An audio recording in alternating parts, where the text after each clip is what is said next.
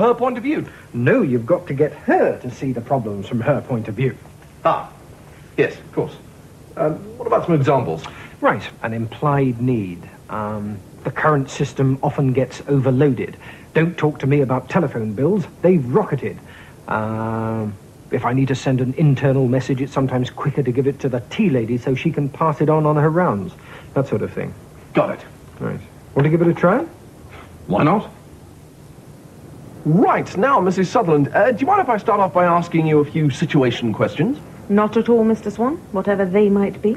Thanks. Well, first of all, how old is your present telephone system? About 12 years. Mm-hmm. And your business has expanded rapidly in the last few years? Yes. So, how many employees now? A couple of hundred?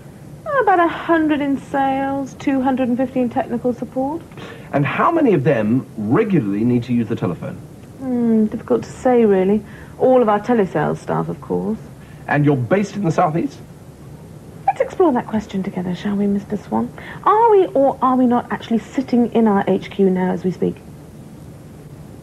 Well, we are. Yes, we are. And goodness me, here we are in the southeast. Small world, isn't it, Mr. Swan? Right, so service engineers use portable computers and modem links to communicate direct with HQ mainframe to diagnose problems with client systems. Yes. Problem question. Right you are. Pardon? Nothing. No, I was just thinking, Mrs. Sutherland. Does your present volume of business occasionally cause your system to overload? Nice little problem question there. Sometimes, yes. At last, an implied need. You will notice from our brochure that the PrizeTel system can supply you with an extra 750 lines. Not yet! Not yet! I'm sorry, Mr. Swan, but I think I've explained to you before, I really do not see the advantage to me of disruption and expense purely to put in a few extra lines. Well, it's basically a question...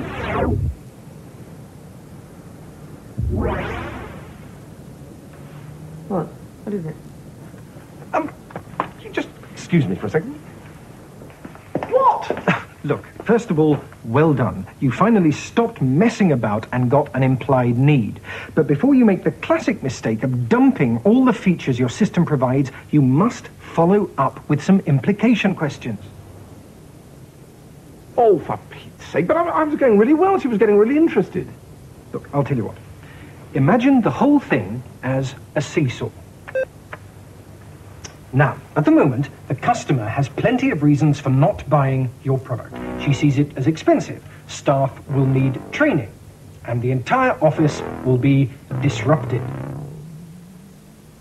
Not much incentive for the poor old customer there, is there? But just one little implied need, potential overload, you see? So, you have to ask her more questions to encourage her to consider what will happen to her company if she continues to get overloaded lines. Be bold, Swan. But all she said is that she gets an occasional overload. That's not much to go on. Yes, but look at it from her point of view, Swan. What might overloaded lines mean in reality? A frustrated workforce? Lost sales? Oh, I see the implications. So, ask some questions and reveal how much pain is being piled on by all these knock-on effects. Precisely, and get the balance level. That's the next stage in our SPIN model. Now, go to it.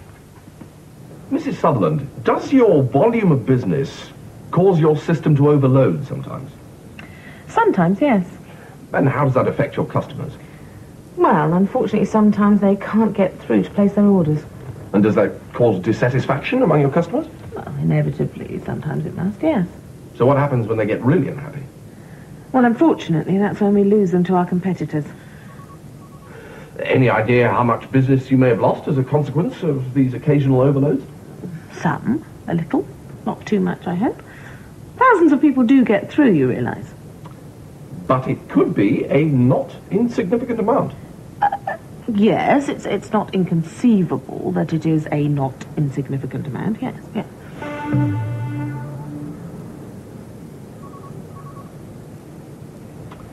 Would you say that as a result of an overload, your telesales people might be unable to get through to a potential client. Well, funny that you should say that, but they have been complaining about exactly that. And what impact might that have on your expansion plans? Well, it could delay our product launch, for instance. But I can't consider installing a brand new system because of occasional overloads. How am I doing? Beg your pardon? Mrs. Sutherland, I can offer you an answer to all your problems. Mr. Swan, I cannot justify major changes on the basis of a few small problems. I'm sorry, but this investment really wouldn't be worthwhile. But Mrs. Sutherland, we've talked about the overloading problem. Yes? About the lost orders, the near collapse of your entire company. What? I'm in a position to offer you a solution. Oh, you know, Mrs. Sutherland, I get touched by genius when I talk about the prize tell system. Let me enumerate its many exquisite facilities. No, please don't. First of all, with it, you can hold televisual conferences. Yes, well, we don't want to have any It television. monitors all preset outgoing calls and double-checks those not pre-selected. It is voice navigational in 17 languages, which means that your system can talk to their system and exchange information, fax to fax, with translation en route. Well, I can't imagine we would ever need... It comes in red, white, or blue. Mr. Swan, what exactly are you talking about? You said you had a problem. I didn't. Well, look, you implied it. I implied nothing. Yes, you did. Well, I mean, that's why I followed up with some implication questions. Listen, what? You were doing so well. So what did I do wrong that time? No, you were doing fine. You asked situation questions, problem questions, produced implied needs, and revealed a whole pile of pain by asking implication questions. Look at the seesaw. Overload. Lost sales. Frustration. So, what should I have done next? More questions. You were doing well, but you have to be much braver and much more patient. No matter what you're selling, from cars to medical screening, you have to help your customers to realize for themselves that they do need what you have. Well, wasn't I doing that? Yes, but you must allow them to do their own thinking. Mrs. Sutherland is a responsible manager. She's got jobs to protect, profits to maintain. This decision to replace her telephone system is only one of many she'll have to make in the course of a year. She's not going to rush into it. It has to be right. I see. So I have to go more slowly. She won't be interested in my telephone system until she's absolutely clear in her own mind that she will positively benefit by having it. I couldn't have put it better myself. Now remember, a model is called SPIN. N is for need payoff questions. Questions which you ask once you've uncovered a lot of discomfort and your customer has built up a high level of dissatisfaction with her present situation. They help you to relieve the pain. Want a few examples? Yes, please. Right. Need payoff questions might go something like this. Would it help your business to expand if line overload were to be relieved? What would you see as the main benefits of a system that had greater flexibility? Or if there were a way to accommodate more incoming and outgoing calls, could this also contribute to an increase in customer satisfaction? Got it. So what are we after with these questions? Explicit needs. Hang on, that rings a bell. So, if there was some way of allowing Mrs. Sutherland to express in a precise and explicit way what it is she requires from you, then you'd be willing to give it a try? Yes, definitely. That is what is called an explicit need. You see, they are exactly what they say. Explicit. Your customer says what she wants from a telephone system and how it will benefit her. Now, No more chat. Time for you to go and try it out for yourself.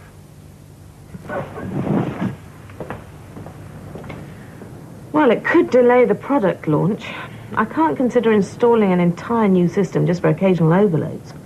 So, can I just recap? Mm-hmm. Your system is, quote, far from ideal. Sales promotion can cause overload. Some customers can't get through, take their orders elsewhere, and you lose a not insignificant amount of business. But at the same time, because you haven't got enough lines, your telesales staff can't call out frequently enough and so lose sales. So the staff become frustrated. So as well as losing a not insignificant number of sales, you also risk losing valuable staff. Now, do you train your staff here? We do. So losing them would be expensive. Certainly. Now, how do you think your sales team would react if line overload were to be relieved? Mr. Swan, there would be dancing in the street. Now, do you think there would be any other benefit in having extra line capacity? Well, we could consider the option of teleselling in Europe. So what you're saying is you're looking for a system capable of expansion as your business grows. Well, it would be comforting to know we could increase the size of the system without actually having to replace it. And what would you see as the major benefit if the system had a flexible growth path? Well, obviously, it would be good to have something that could grow as we grow. It's far too costly to keep replacing the system every time we open a new plant. In an ideal world, of course, I'd like something that could accommodate new ideas. I mean, I've actually had a rather challenging new idea of my own, Mr. Swan. Would you like to hear about it? Certainly. It's for a customer-to-customer exchange service relying exclusively on having a liaison department solely for HBK users. Now, I'd need a telephone facility for that, wouldn't I? Well, that sounds excellent. Sort of keeps it all in the family. Exactly. Now, if you were able to cut down on personal calls, might that also contribute to an increase in efficiency in the company? Oh, Mr. Swan, you've hit upon one of my own personal crusades here. Personal calls can cost thousands of pounds. And also deprive customers from the opportunity of placing further orders. Absolutely. And so make the overload even worse. Precisely. So, are you saying then that your objectives are to eradicate overload and thereby increase profits, sales and inquiries, cut out misuse, start a European telesales centre and be flexible enough to incorporate future ideas without total replacement, increase efficiency and reduce bills? In a nutshell, Mr. Swan, yes. That is exactly what I want.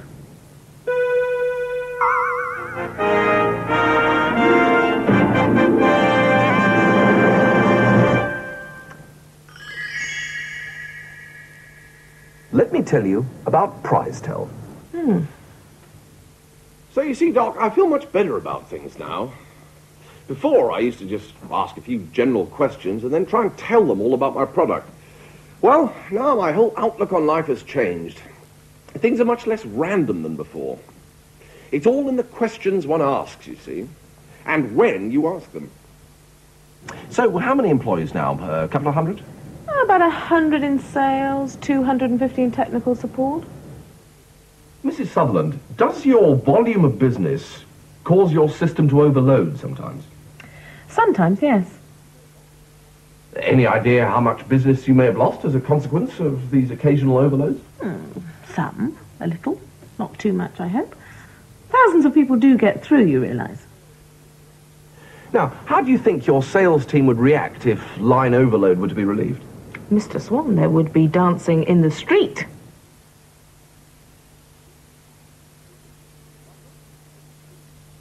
You see, by not using the SPIN model, I was making my job much harder than necessary. Well, now I'm up for a much easier time. Why get in my own way? Now I'm going to start being extra good to myself. I deserve it.